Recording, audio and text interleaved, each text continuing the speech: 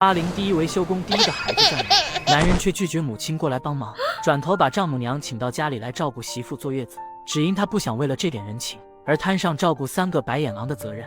得知张静生孩子了，身为张静的师傅，在徒弟家人没过来之前，主动承担起照顾张静的责任。小静，这段时间你好好休息，厂里给你批了45天的假期，安心坐月子就行。工作上的事不需要你操心，养好身体才是大事，身体才是革命的本钱。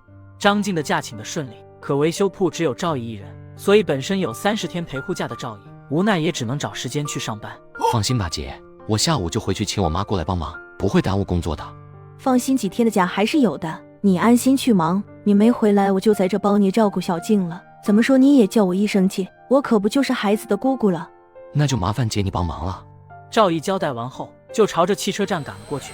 傍晚，赵毅终于抵达了老家。妈，小静生了个大胖小子，等月底你叫上爸来家里吃饭。视频到最后更精彩，真想驱车到现场看看，所以我在瓜子二手车上买了台特斯拉，才花了9万9。瓜子有上万台不同配置的奔驰、宝马、特斯拉，比线下店选择多。瓜子每台车都经过官方专业检测，还能送上门市开3天，要是有旧车也能放瓜子高价拍卖。总之，买卖二手车，瓜子更靠谱。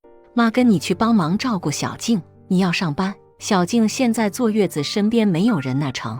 赵毅连忙拒绝，不用了妈，早就跟我丈母娘他们说好了的，他们过去帮忙照顾1个月，以后带厂里去有人帮忙照顾。厂里照顾哪能行，没有自己看着好。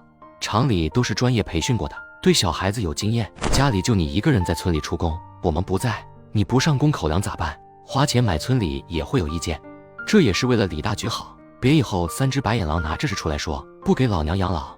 那好吧，下个月我跟你爸去看看我那宝贝孙子。说完，赵毅就往张家村那边赶去，没有丝毫要留下来的意思。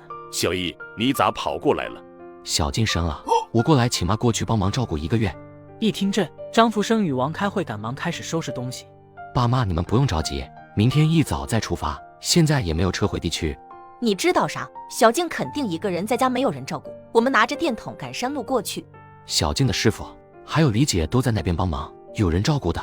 人家也有自己的事要忙，哪能一直帮忙？你在这休息一晚，我跟你爸先去地区。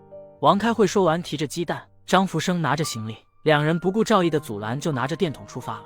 赵毅则因为要去交代赵老五猪肉的事，需要再留1天。1个月后，休息不满45天的张静带着孩子就去制衣厂上班了。文主任在大门口就碰见背着小不点来上班的张静。你这丫头怎么假期还没结束就来了？最后多说一句，想买车瓜子更靠谱，坐在家里就能挑。天天躺着就想动一动。文主任无奈一笑，厂里工人都是这样，有些月子做了20多天就来上班了。